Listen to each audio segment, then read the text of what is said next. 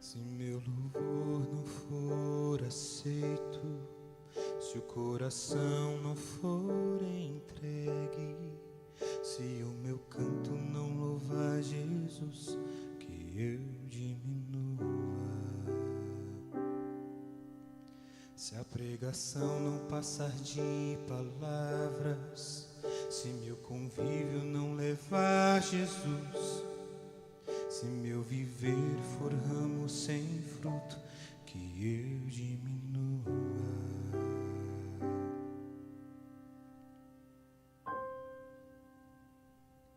Importa que ele cresça e eu diminua. Importa que Jesus seja elevado para a cura daquele que o olhar. Importa que ele cresça, que eu diminua. Importa a nossa voz e o nosso coração glorificando em eterna gratidão por nossa salvação.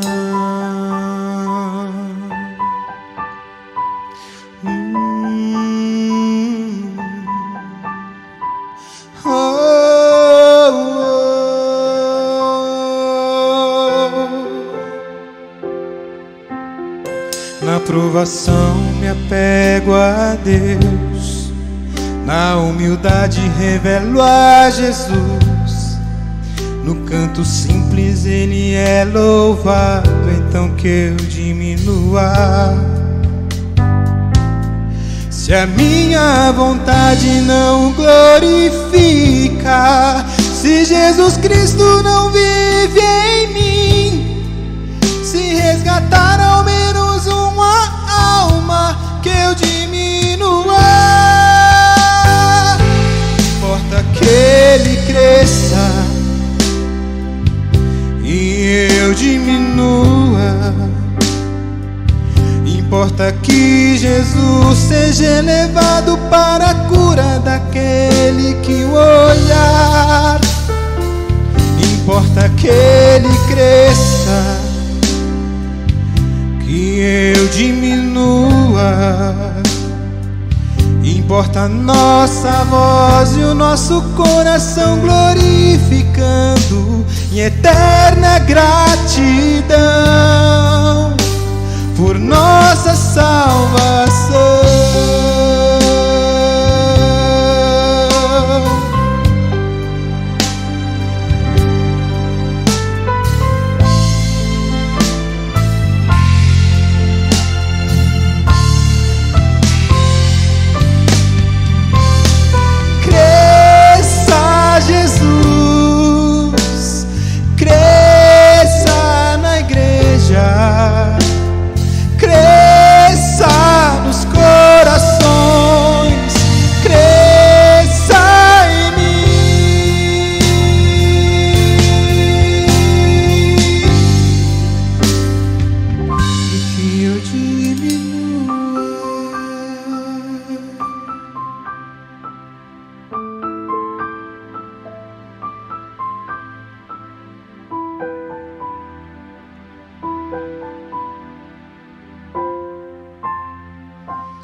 E que eu diminua.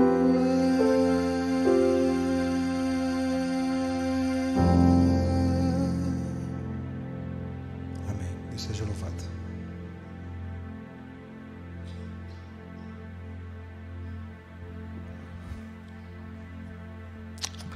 Convido agora o pastor Henrique Gonçalves. Ele vai levar em pensamento para nós a palavra do Senhor Jesus. O pastor Henrique é casado com dona Priscila Gonçalves, tem um filho chamado Pedro Henrique e Giovana Laísa. Naquela hora que eu liguei, quem é que estava chorando? Era a Giovana. Giovana. Quando eu liguei hoje à tarde, entendeu para ele? Ele é da igreja do NASP. Que Deus possa lhe dar o privilégio e a honra de elevar o nome de Jesus nessa noite. Amém. Muito obrigado. Boa noite, povo de Deus. Que a paz e a graça do nosso Senhor e Salvador esteja com cada um de vocês. Quero cumprimentar você também que está nos acompanhando pela internet. Que as bênçãos desse culto cheguem aí onde você está, nesse exato momento. É sempre uma alegria muito grande voltar a essa igreja. É muito gostoso aqui reencontrar amigos. É muito gostoso participar da Primavera de Louvor. Acho que já é a terceira que eu participo. Quero deixar aqui registrado também um agradecimento ao pastor Benjamin. Na verdade, o domingo que eu iria pregar era o próximo, mas devido a alguns compromissos ele fez um ajuste comigo para eu estar pregando hoje e ele pregar no próximo. Quero agradecer pela compreensão e pela ajuda também. O tema eu achei incrível. O tema é uma pergunta não tão simples de ser respondida. A pergunta é: quem sou eu, Senhor? Quem sou eu? Existem perguntas que exigem uma reflexão profunda da gente. Um mês atrás, mais ou menos, o meu filho ele fez uma pergunta para mim. Tem um filho que ele vai fazer 5 anos, agora em dezembro, dia 22. E olha a pergunta do garoto. Ele falou assim: pai, posso fazer uma pergunta? Claro, filho. Pai, por que piolho se chama piolho se dá no cabelo e não no olho? Eu falei: filho, eu nunca tinha pensado nisso. Se alguém souber, depois você me ajuda aí no final do culto, viu? Por que piolho se chama piolho se dá no cabelo e não no olho? Falei: filho, essa sua pergunta, eu não tive respostas, né? Geralmente a gente arruma uma resposta, né? Falei: filho, que pergunta extraordinária. É verdade, né? Tinha que chamar pibelo, né? Na verdade. E existem perguntas que exigem uma grande reflexão. Claro que essa é apenas uma brincadeira, mas existem perguntas que exigem grande reflexão e mudam o rumo da nossa vida muitas vezes. Não sei se você, em algum momento da sua vida, já ouviu alguém falando assim para você: quem você pensa que você é? E é claro que às vezes essa frase ela surge até num contexto de conflito, de briga, né? Quem que você está pensando que você é? Mas eu faço nessa noite essa mesma pergunta com o intuito aqui de fortalecer e aprofundar a reflexão. Quem você pensa que você é? Porque a Bíblia diz lá em Provérbios, capítulo 23, versículo 7, que assim como nós pensamos, nós no final acabamos nos tornando. E aquilo que você pensa de si mesmo acaba influenciando os seus objetivos, os seus sonhos, as suas metas, a sua vida espiritual, o seu relacionamento com Deus, com a família, com o trabalho, o seu estilo de vida aqui nesse mundo, aquilo que você escolhe comprar ou não, se divertir, ouvir, ter, influencia tudo. A visão que nós temos de nós mesmos. E por isso eu quero refletir com você rapidamente nessa noite, dentro de uma história que passei algum tempo refletindo, a história de Jesus ao ser tentado no deserto. Você sabe que agir como Cristo não é o maior desafio que nós temos. Agir como Cristo é a parte mais fácil, na verdade. A gente planeja, a gente vai lá, doa, a gente vai lá, ajuda alguém, a gente ajuda no restabelecimento, a gente ajuda na cura, a gente ajuda financeiramente, a gente ouve alguém, dá um conselho. Agir como Cristo é fácil, o difícil é reagir como Cristo. Porque o agir a gente planeja, mas o reagir geralmente mostra quem a gente é. É quando a gente é pego de surpresa, é quando a gente é pego desprevenido, é quando a gente dá uma resposta imediata, sem muito tempo, para maquiar ela com uma resposta politicamente correta. E aqui eu quero refletir com vocês nas reações de Cristo ao serem tentados e, com base nisso, aprofundar na reflexão dentro do tema sobre a pergunta: quem sou eu? E para isso eu convido você a abrir a sua Bíblia no Evangelho de Mateus, capítulo 4. E aqui nós vamos, nos minutos que temos, refletir nessas tentações. Cada um de nós já ouvimos algumas mensagens sobre esse texto. Sabemos que se tratavam de tentações reais. Sabemos que Jesus venceu onde os nossos primeiros pais, Adão e Eva, caíram. Sabemos que Ele venceu através da palavra, Ele usou a palavra. E sabemos que, de igual maneira, Ele é importante para a gente hoje, como foi cantado de maneira tão linda pelo Rafael. No entanto, nós vamos refletir dentro dessa história uma perspectiva talvez um pouquinho diferente daquelas que nós temos o costume de ler. Nós vamos extrair aqui dessa história 3 falsas máscaras, 3 falsas identidades que o inimigo oferece a cada um de nós. Ofereceu a Jesus e continua oferecendo a cada um de nós. Dentro dessa história é possível identificar 3 falsas identidades, 3 falsas máscaras que Satanás ele oferece para a gente. Essa reflexão ela é baseada num livro chamado Espiritualidade Emocionalmente Saudável. Deixo inclusive a indicação de leitura. É de Peter Scazzero. Espiritualidade Emocionalmente Saudável. E a partir da leitura desse livro, um tempo atrás estava fazendo, senti a intuição e a direção para escrever essa mensagem. Evangelho de Mateus, capítulo 4. Antes de ler, convido você a fechar seus olhos para falarmos com Deus. Senhor, nosso bom Deus, a sua palavra ela está aberta. E te agradecemos porque podemos abri-la em nossos dias. Nós abrimos a palavra, Senhor, porque não queremos ouvir uma mensagem humana, mas queremos ouvir uma mensagem poderosa do Senhor a cada um de nós. Por isso pedimos nesse momento que o Senhor transforme uma mensagem preparada através de um homem, e que ao sair da minha boca e chegar em cada ouvido, em cada coração, quer seja aqui presencialmente ou pela internet, que o Senhor possa transformar, personalizar, adaptar essa mensagem de acordo com a necessidade de cada um. E que ao terminá-la, possamos entender que o seu nome foi honrado e glorificado. Pedimos em nome de Cristo Jesus. Amém, Senhor. Nós vamos ler as tentações e depois nós vamos, por blocos, nas 3 falsas identidades, máscaras que são oferecidas. Capítulo 4, versículo 1 em diante, diz assim, acompanhe sua Bíblia. A seguir foi Jesus levado pelo Espírito ao deserto, para ser tentado pelo diabo. E depois de jejuar 40 dias e 40 noites, teve fome. Então o tentador, aproximando-se-lhe, lhe disse, se és filho de Deus, manda que essas pedras se transformem em pães. Jesus, porém, respondeu, está escrito, nem só de pão viverá o homem, mas de toda palavra que procede da boca de Deus. Então o diabo levou-o até a cidade santa, colocou-o sobre o pináculo do templo e lhe disse, se és filho de Deus, atira-te abaixo, porque está escrito, aos seus anjos ordenará a teu respeito que te guardem, e eles susterão nas suas mãos, para não tropeçares em alguma pedra. Respondeu-lhe Jesus, também está escrito, não tentarás o Senhor teu Deus. Levou-o ainda o diabo a um monte muito alto, mostrou-lhe todos os reinos do mundo e as glórias deles. E lhe disse, tudo isso te darei, se prostrado me adorares. Então Jesus lhe ordenou, retira-te, Satanás, porque está escrito, ao Senhor teu Deus adorarás, e só a ele darás culto. Com isso, o deixou o diabo, e eis que vieram anjos e o serviram. Mantenha sua Bíblia aberta, nós vamos voltar aqui em cada um desses versículos. O versículo 1 e 2 apresentam uma introdução nessa história.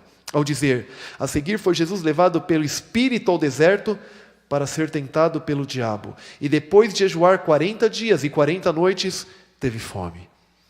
Jesus não quis se colocar em perigo, não quis criar uma situação delicada. Ele saiu para o deserto, levado pelo Espírito Santo, a fim de orar, a fim de se preparar para a sua missão. E o texto nos fala que ele ficou ali, retirado, a sós com o Pai, durante 40 dias. Ele jejuou e orou. Durante 40 dias, ele não comeu nada. Ele não comeu nada. É natural que, depois desses 40 dias, ele teria fome. No ano de 2003, um americano chamado David Blaine, ele entrou para o livro dos recordes. 2003. Ao ficar dentro de uma caixa em Londres, uma caixa suspensa, 44 dias sem comer. Quando ele saiu dessa caixa suspensa, ele estava 30% mais magro e emocionalmente abalado. Mas deve ter ficado mais abalado ainda porque descobriu que depois alguém quebrou o seu recorde. Sabe de onde era essa pessoa? Brasil. Sabe de que cidade? Estado? Rio de Janeiro. Um carioca. Tem algum carioca aí? Não? Sem cariocas? Ok. Um carioca chamado Erickson. O carioca chamado Erickson, ele foi mais longe, ele ficou 51 dias. 22 horas e 30 minutos sem comer dentro de uma cabine que foi erguida a 9 metros do chão em Curitiba. Ele entrou lá com 103 quilos e saiu com 78. Os dois saíram do desafio completamente debilitados fisicamente. Isso aí não é receita de regime não, viu? Tô vendo aí alguém dando uma risadinha pro lado, não tenta não, tá bom? Eles saíram completamente debilitados, fragilizados, emocionalmente ali, abalados, o semblante desfigurado, angústia mental, estavam desfalecendo de fome. E nós não podemos pensar que foi diferente com Jesus, porque não foi.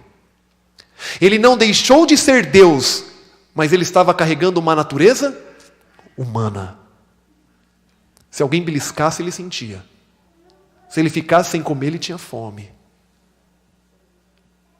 Jesus ele tinha necessidades fisiológicas, como nós temos, quando ele esteve aqui, encarnado. E depois desses 40 dias, Jesus saiu dali completamente debilitado, desfigurado, semblante caído, mais magro e com muita fome. E aí se apresenta Satanás, Lúcifer. Às vezes ele espera o momento mais fragilizado na nossa vida. Ele espera a maior fragilidade em alguma determinada área para se apresentar com uma aparente oferta, uma aparente solução. Não se engane, não se engane. E aqui, a partir daqui, nós começamos a ver as 3 falsas identidades e máscaras que foram apresentadas a Jesus. A primeira, versículo 3, acompanhe comigo. Versículo 3 diz assim: então o tentador, aproximando-se, lhe disse: se és filho de Deus, manda que essas pedras se transformem em pães. Olha o que ele estava dizendo. Se és, preste atenção nessa parte, se és filho de Deus, faz com que essas pedras se transformem em pães. Ele estava colocando em dúvida a divindade de Jesus. Dizia com expressão de incredulidade: se você é o Filho de Deus mesmo, faça alguma coisa. Estava oferecendo uma falsa identidade a Jesus, que oferece também a cada um de nós. E essa falsa máscara, a falsa identidade que ele estava oferecendo naquele momento é a seguinte: eu sou aquilo que eu faço. Relacionado a desempenho. Se você é o Filho de Deus, faz com que essas pedras se tornem pães. Mostra, se você é mesmo, faz. Mostra alguma coisa. Aparentemente Jesus não tinha feito nada aqueles 30 anos. Ele ainda não tinha começado o seu ministério. Ninguém acreditava nele. Que contribuição ele já tinha dado ao mundo? Poderia ser visto como um fracasso aos seus 30 anos. Sabe por que aquela frase se tornou uma tentação para Jesus e uma tentação real? Porque ele poderia fazer as pedras se tornarem pães. Isso nunca vai ser uma tentação para mim e para você. Mas para ele era, porque ele poderia fazer aquilo. Jesus foi tentado a usar o seu poder em benefício próprio. E se ele houvesse feito isso, acabaria o plano de salvação para mim e para você. Satanás tentou ele fazer perder a esperança na bondade de seu pai e a não confiar no cuidado divino, que era a promessa e a certeza que o pai daria. Transformar pedras em pães nunca será para nós uma tentação, mas para Jesus era. Mas Satanás ele transforma em tentações atuais e adaptadas também para nós, com perguntas. O que você já conseguiu? Com seu tempo de vida, o que você já conseguiu? O que você já mostrou para o mundo? O que você faz? Ainda não casou? Ainda não está trabalhando? Ainda não alcançou uma formação, um diploma? Ainda não está fazendo um curso? Você ainda não está atuando? Você ainda não está fazendo isso, aquilo? E por aí vai, a lista extensa. E é feita uma pressão tão grande em nossa mente, que alguns casam com quem não deveriam casar. Melhor seria ter ficado solteiro. Outros trabalham da forma errada perante Deus. Muitos se divertem fazendo o que é errado. Outros sacrificam a família, a saúde e até mesmo o relacionamento com Deus, simplesmente para estar fazendo alguma coisa, não importa o quê. Muitos só se consideram úteis se tem sucesso no trabalho, se tem sucesso na família, se tem sucesso no relacionamento, se tem sucesso em tudo que faz. Mas sabe qual é o problema? Nós nunca vamos ter sucesso em todas as áreas nesse mundo e nessa vida. Nunca. É impossível um ser humano que tenha o sucesso completo em todas as áreas. Não existe. Nós nunca vamos conseguir fazer isso. Mas fique tranquilo, nós não somos aquilo que nós fazemos. Jesus venceu a primeira tentação, não fez o que foi sugerido, mas disse aquilo que está no versículo 4, nem só de pão viverá o homem, mas de toda palavra que procede da boca de Deus. Ele usa a palavra diante da tentação. E então Satanás ele lança a segunda tentação, versículos 5 e 6. Diz assim: então o diabo levou a cidade santa, colocou-o no pináculo do templo, que era o lugar mais alto, e lhe disse: se és filho de Deus, atira-te abaixo, porque está escrito: aos seus anjos ordenará o teu respeito, para que te guardem, e eles te susterão nas suas mãos, para não tropeçarem em alguma pedra. Satanás convidou Jesus a lançar do ponto mais alto do templo, para que as pessoas pudessem crer nele. Ele estava oferecendo uma falsa identidade a Jesus, uma outra máscara que também oferece a cada um de nós: eu sou aquilo que os outros pensam. Relacionado à popularidade. A primeira máscara relacionada a desempenho. A segunda máscara relacionada à popularidade. Se você é, pula daí, para que outros possam ver a intervenção divina, um milagre, e possam então saber que você de fato é o Filho de Deus, o Cristo. Naquele tempo as pessoas não tinham uma opinião formada sobre Jesus. Ele era na verdade como se fosse invisível. Poderiam perguntar qual é a importância dele, qual é o seu valor. Satanás sugere que ele deveria se preocupar com aquilo que as pessoas que estavam ali ao redor do templo e vendo, pensavam sobre ele. Tempo atrás eu ouvi uma fábula,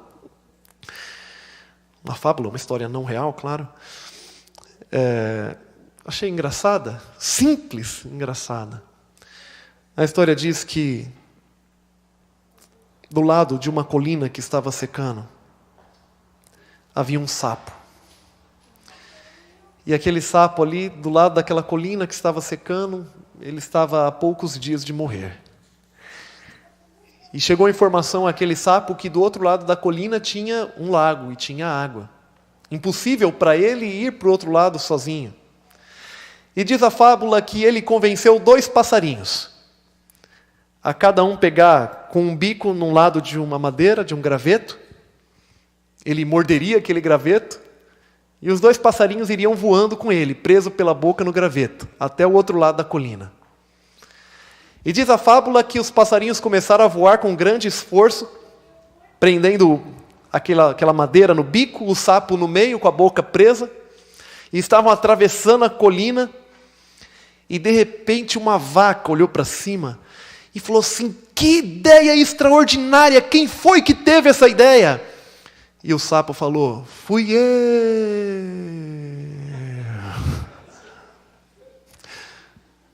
Claro que é uma fábula, uma ilustração, mas muitas vezes nós também caímos de cara, nos esborrachamos, querendo dizer: sou eu, fui eu.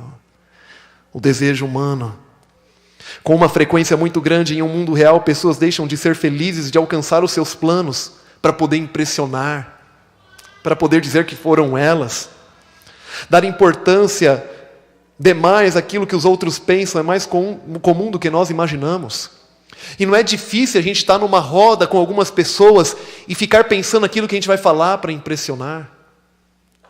Em determinada ocasião, no trabalho ou na faculdade, ou com algumas pessoas que nós julgamos importantes, querer falar alguma coisa, querer colocar alguma ideia, querer chamar atenção para si, para se impressionar. Pensamos naquilo que vamos dizer quando alguém perguntar onde os nossos filhos estão estudando, onde a gente está trabalhando, o nome da faculdade que nós estamos fazendo. O que vão pensar de mim se eu estiver lá na frente de todos? Tentamos ser o que imaginamos que os outros vão gostar, muitas vezes. E por isso deixamos de ser nós mesmos. Eu quero dizer para você que um dia, numa vida futura, Deus ele não vai chegar para nós e vai falar assim: por que você não foi Moisés? Por que você não foi como Davi? Por que você não foi como Salomão? Por que você não foi como Paulo? Ele vai falar assim para mim: por que você não foi o Henrique? Por que você não foi a Mônica? Por que você não foi o Márcio, o Paulo? O David? Seja aquilo que você é, mas a melhor versão de você mesmo. A versão mais atualizada, mais completa de você. Porque é isso que Deus espera de cada um de nós. Jesus sabia que ele era Jesus e por isso não precisava mostrar nada. Na primeira tentação ele venceu com as Escrituras. Aí o que faz Satanás na próxima tentação? Usa as Escrituras.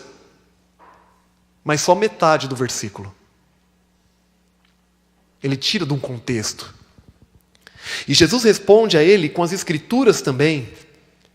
Ele disse para Jesus, se lance daqui abaixo, e citou o Salmo 91, 11, dizendo que os anjos o guardariam. E muitas vezes, quando Satanás falha em nos levar à desconfiança, ele consegue o êxito a nos levar à presunção. Não, eu vou, pode deixar que eu vou, deixa comigo. E muitas vezes falhamos pela presunção. Ele omitiu a parte do Salmo, mas Jesus venceu a segunda tentação, citando também a palavra, também está escrito, não tentarás o Senhor teu Deus. Não devemos nos colocar em perigo, e muito menos para que tenha uma imagem valorizada dos outros. Talvez você não esteja em um grupo de respeito, talvez você não faça parte de uma comunidade em algum lugar que impressione os outros, talvez você não tenha um diploma que esse mundo reconhece, talvez você não tenha o envolvimento, as ações que são as mais valorizadas pelos outros. Talvez o seu dom, o seu ministério não seja aquele que mais está exposto para os outros verem. Mas fique tranquilo, porque você não é aquilo que os outros pensam. Você não é aquilo que os outros pensam. E aí nós chegamos à terceira tentação e última, versículo 8 a 10. E lá diz assim: levou ainda o diabo a um monte muito alto, mostrou-lhe todos os reinos do mundo e a glória deles, e lhe disse, tudo isso te darei, se prostrado me adorares.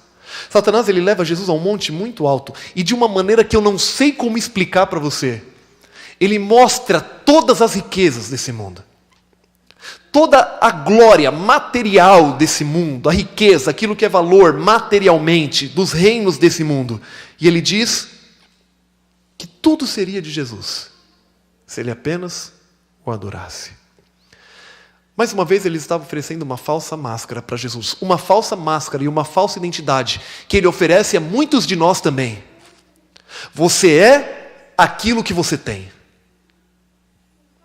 Primeira, você é aquilo que você faz, relacionado a desempenho. Segunda, você é aquilo que os outros pensam, relacionado à popularidade. Terceira, você é aquilo que você tem, relacionado à posse.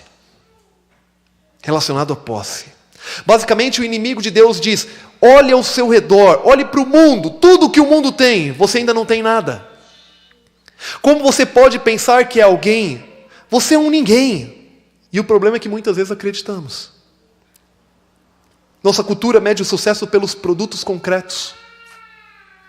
Bilhões de dólares são usados por ano em propaganda, seduzindo crianças e adolescentes a terem objetos, a terem coisas, a terem tablets, aparelhos eletrônicos. E se elas não têm no meio do grupo delas, elas se sentem deslocadas, como se elas não fossem algo. Porque pensam que são aquilo que têm. Pensam que são aquilo que elas possuem, conseguem carregar. Mas isso não se resume só à tentação das crianças. Os adultos também, eles se medem por comparações. Quem tem mais dinheiro? Quem tem o corpo mais bonito?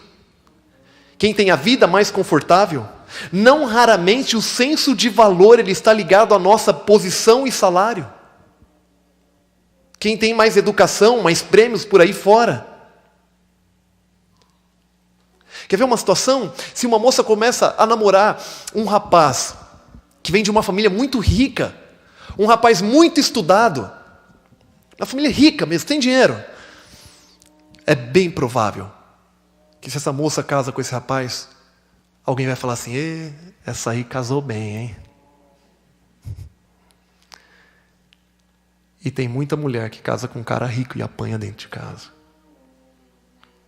que tem depressão, que é perseguida. E muitas vezes as pessoas vão avaliando por posse.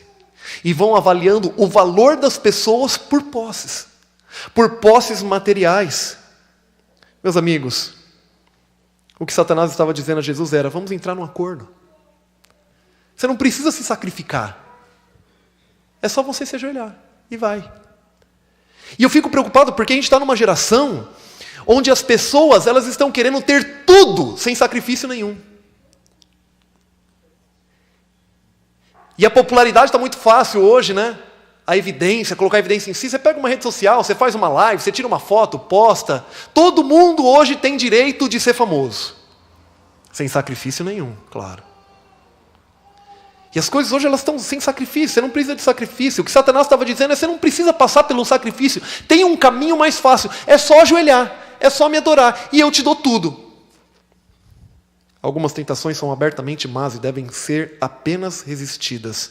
Não devem ser apenas resistidas, mas reprovadas de imediato. Não tem diálogo, não tem diálogo. Jesus disse: retira-te, Satanás, porque está escrito: ao Senhor teu Deus te adorarás e somente a Ele darás culto. E Satanás se retirou derrotado daquele lugar. A glória do mundo é uma das tentações mais encantadoras aos seres humanos. Quantas e quantas pessoas não mudam completamente diante de posses e diante de dinheiro, diante de recursos materiais, não vendem os seus princípios, mas é só um sábado por mês, é só um sábado, é só uma omissão fiscal, um imposto, e muitas vezes vendem o seu princípio, e consequentemente até a alma, pelas posses. Pelas posses. É uma das tentações mais encantadoras. Com facilidade, Satanás tem levado muitas pessoas a pensarem que o seu valor está naquilo que elas têm.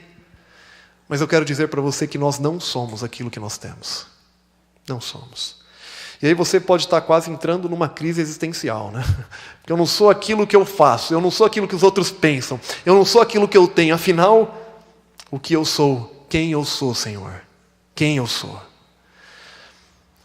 Se olharmos apenas para nós mesmos e para essa vida que a gente tem aqui, a gente vai chegar a uma conclusão que a gente não é nada. A gente é pó. A gente é matéria. Há 2 dias, a filha de um professor meu, da época que eu era do curso teológico, pastor Vanderlei Dornelles, foi fazer uma cirurgia no pé. Tomou uma anestesia geral. E ela não voltou. Foi enterrada esse final de semana. Jovem. 20, 21 anos. Às vezes são bebês. Às vezes são pessoas mais velhas. Se a gente olhar pra gente, só pra gente, longe de Deus, separado de Deus, se a gente olhar só pra gente e pra essa vida, a gente vai chegar à conclusão que a gente não é nada. A gente é pó, a gente é matéria. A gente não é nada. Mas graças a Deus que nós podemos olhar para a gente associado a Ele. E eu quero ler apenas mais um versículo para vocês. Um versículo que está antes do capítulo 4, o versículo 16 e 17, do capítulo 3. No contexto do batismo de Jesus, diz assim: batizado Jesus saiu logo da água. E eis que se lhe abriram os céus, e viu o Espírito de Deus descendo como pomba vindo sobre ele. Eis uma voz dos céus que dizia: este é o meu Filho amado, em quem me comprazo. Aqui nós vemos a declaração de quem era Jesus.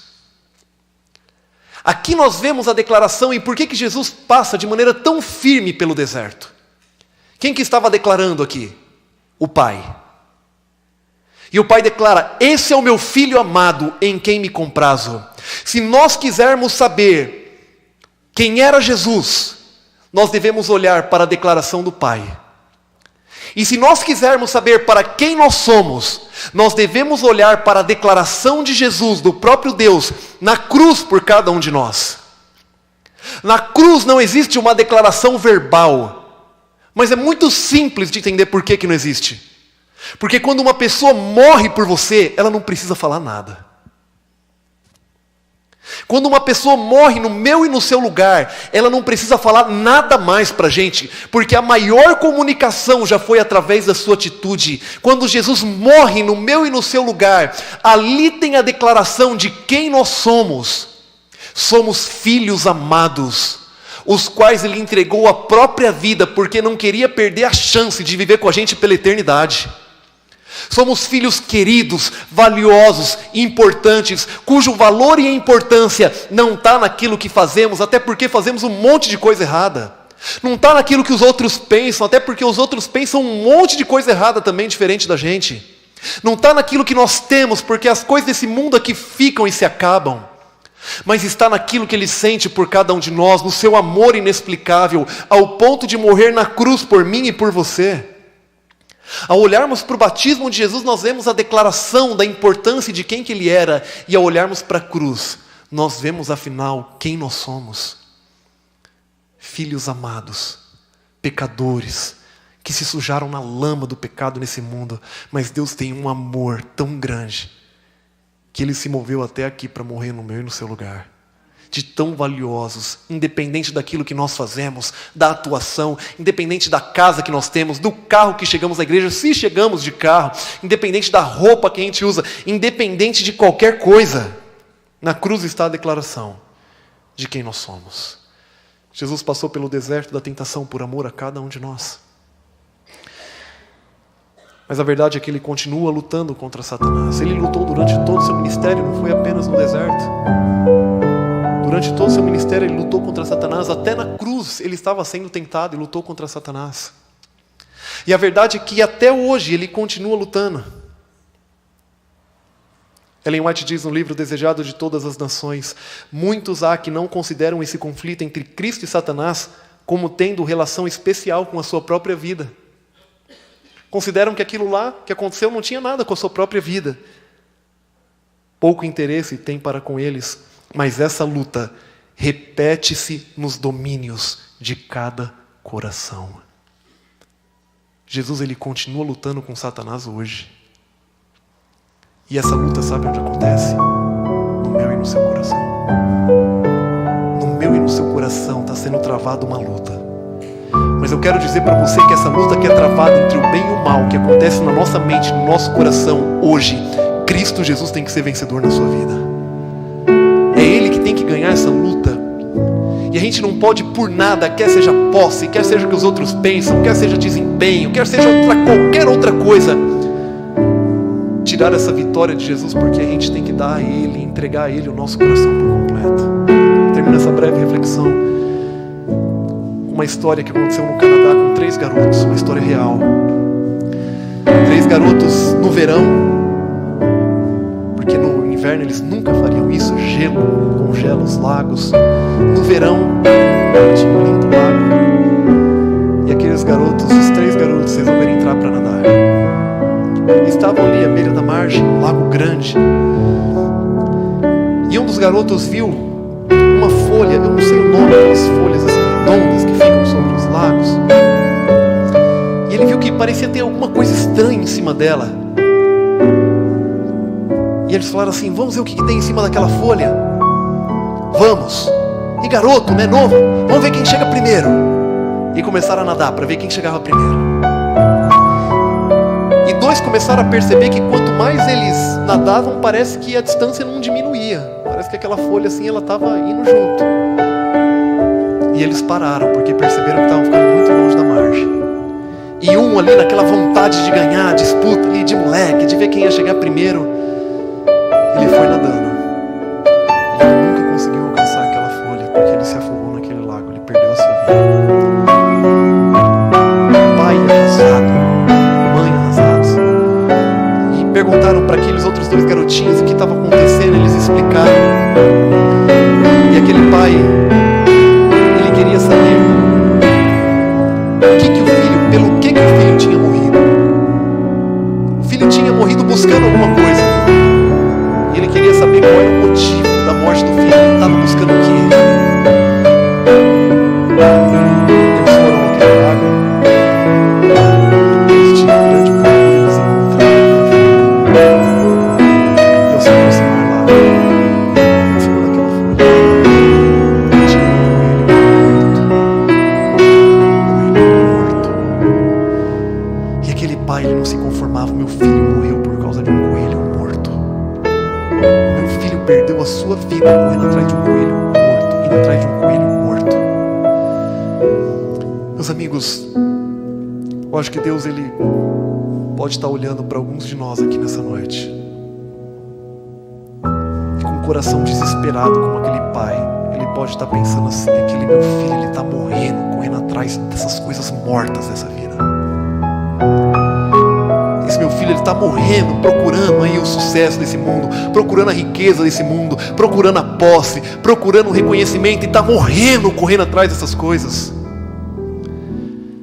Não é isso que Deus quer que você procure nesse mundo. Não tem problema nenhum se você alcançar posse, não tem problema nenhum se você alcançar reconhecimento humano, não tem problema nenhum você desempenhar muito bem em algo. Mas o que eu quero dizer para você é que essas coisas não podem ser o objetivo principal da sua vida, porque senão você vai morrer buscando essas coisas. O seu valor não estão nessas coisas, mas estão em Cristo Jesus. E nós devemos entregar o nosso coração por completo a Ele, buscar a Ele, e as outras coisas, elas vão sendo acrescentadas, elas vão sendo conquistadas. Aquilo que a gente busca mostra a resposta que nós damos sobre nós mesmos e qual é o nosso valor. Deus está convidando a gente nessa noite para transformar o nosso coração, para transformar a nossa mente e parar de pensar que o nosso valor está nas coisas aqui desse mundo, e parar de pensar que o nosso valor está naquilo que as outras pessoas pensam, e parar de pensar que o nosso valor está naquilo que a gente faz, porque tudo isso, meus amigos, diante de Deus do universo, é mixaria, é migalha, não é nada. O nosso valor está em Cristo Jesus, naquilo que Ele fez por nós, naquilo que Ele sente por nós, naquilo que Ele nos considera. E se nessa noite você quer dizer assim: Senhor, nessa guerra que tem aqui dentro, eu não vou aceitar nenhuma falsa identidade, falsa máscara, porque o meu coração eu entrego ao Senhor. Enquanto você ouve essa próxima música, eu convido aí onde você estiver a você ficar em pé e mais uma vez entregar o seu coração ao Senhor. Fala: Senhor, eu entendi. Eu não quero colocar o meu valor, o valor da minha vida nessas coisas. Eu vou colocar no Senhor. Se elas virem bem, Senhor. Se elas não virem, está bem também. Porque eu estou me preparando é para viver contigo para sempre. É para viver um novo céu, numa nova terra. Para viver num lugar onde nunca mais vai haver lágrima, tristeza, dor, morte, tristeza, desemprego, depressão, problema físico, emocional, qualquer outro que a gente conhece. Se você, como eu, precisa ser transformado a cada dia por Deus, para manter o foco correto e saber de onde vem o seu valor, enquanto Ele canta, fique em pé. Quero orar com você no final.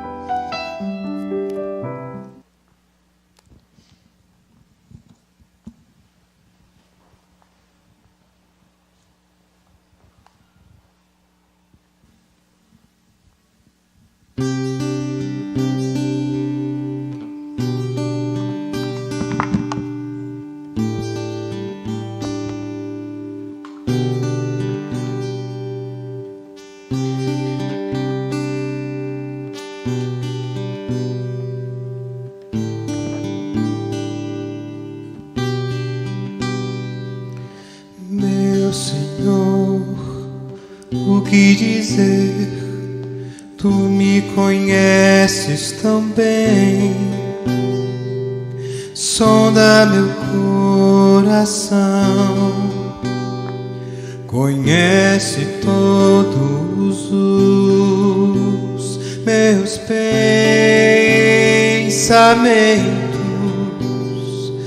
Mestre enganoso é meu coração. Ó Senhor, perdoe o meu pobre ser. Dá-me tua força pra vencer.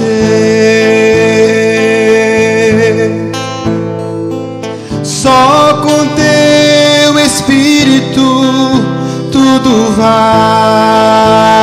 mudar. Vem como oleiro restaurar minha vida.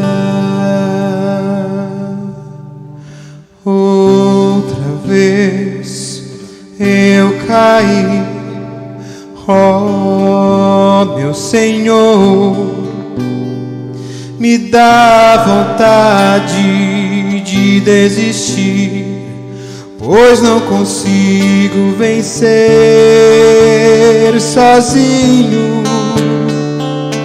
Ó Senhor, perdoe o meu pobre ser,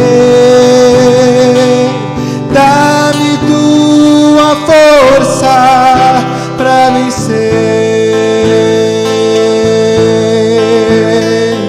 Só com teu Espírito tudo vai mudar. Vem como um oleiro restaurar.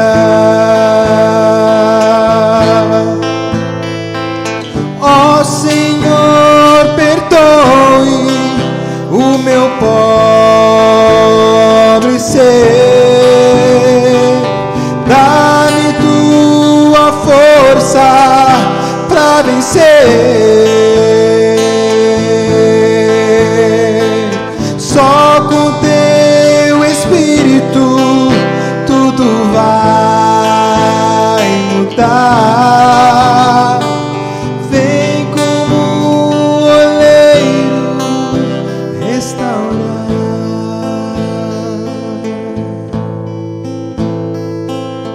minha vida.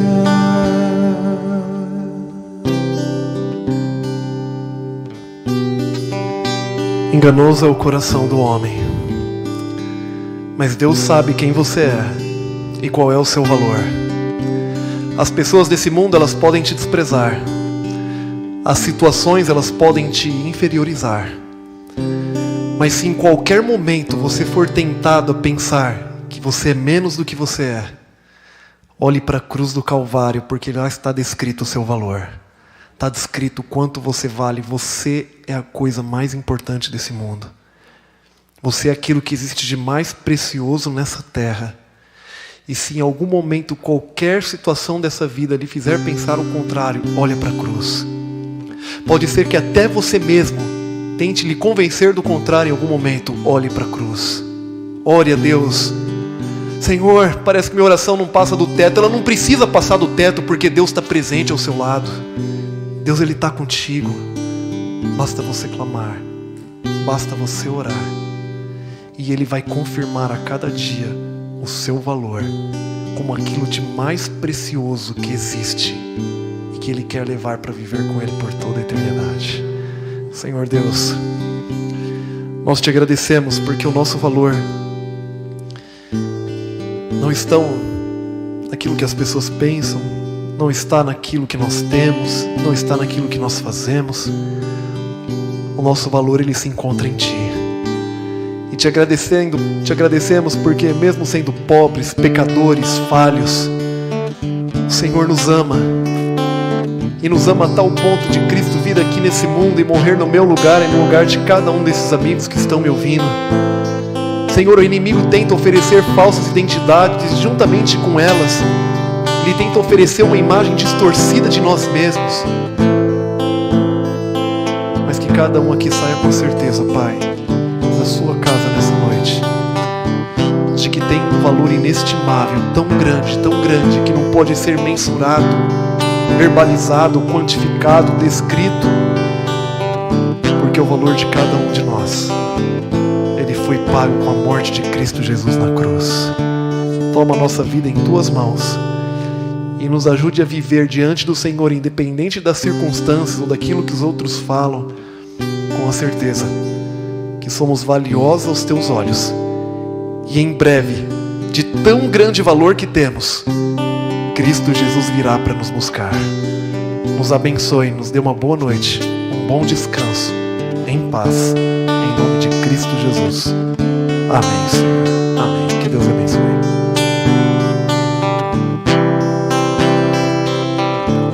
O pastor Henrique vai se despedir de todos lá na porta, tá bom?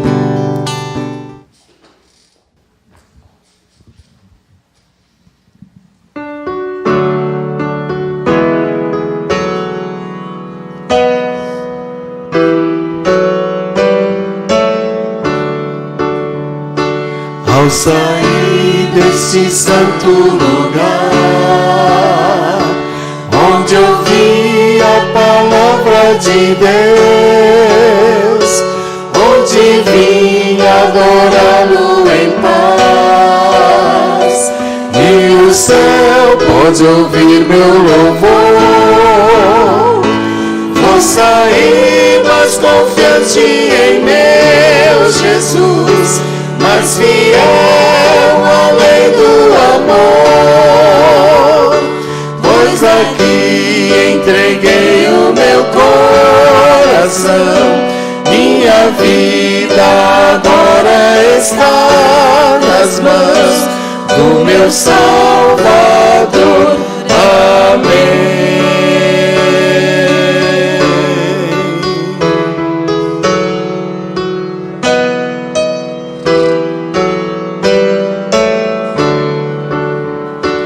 Ao sair desse santo lugar, onde ouvi a palavra de Deus, onde vim adorá-lo em paz, e o céu pode ouvir meu louvor.